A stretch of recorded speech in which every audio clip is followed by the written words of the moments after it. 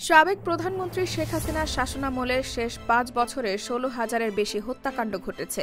গড় হিসাবে প্রতিদিন ৯ জনেরও বেশি মানুষ হত্যার শিকার হয়েছেন।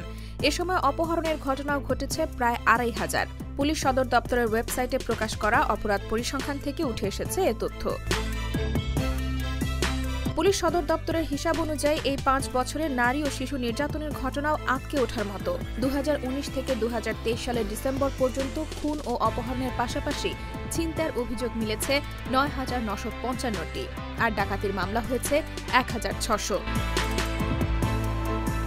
প্রতিবেদনের বিষয়ে পুলিশের সাবেক মহাপরিদর্শক নুরুল হুদা বলেছেন, মাত্রাতিরিক্ত শক্তি ব্যবহার দেখা গেছে বিগত সরকারের সময়। এর সঙ্গে নীতির কোনো সম্পর্ক নেই।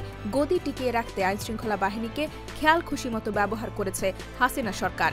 তাতে অপরাধ বেড়েছে হু হু করে।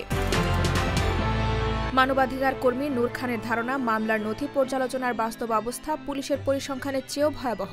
গত ৫ বছরের বিভিন্ন অপরাধে মানুষ মারা গেছে, যার মধ্যে অনেকে আইনশৃঙ্খলা বাহিনীর নির্যাতন বা ক্রসফায়ারে নিহত হয়েছেন। তিনি বলেন, মানবতা বিরোধী অপরাধ ঠেকাতে বিগত ১৫ বছরে ঘটে যাওয়া অপহরণ, নির্যাতন ও গুমের ঘটনা তদন্ত করা উচিত। এছাড়া অন্তর্বর্তী সরকার কিশোর গ্যাংয়ের বিরুদ্ধে ব্যবস্থা নিলে সামাজিক অপরাধ কমতে পারে।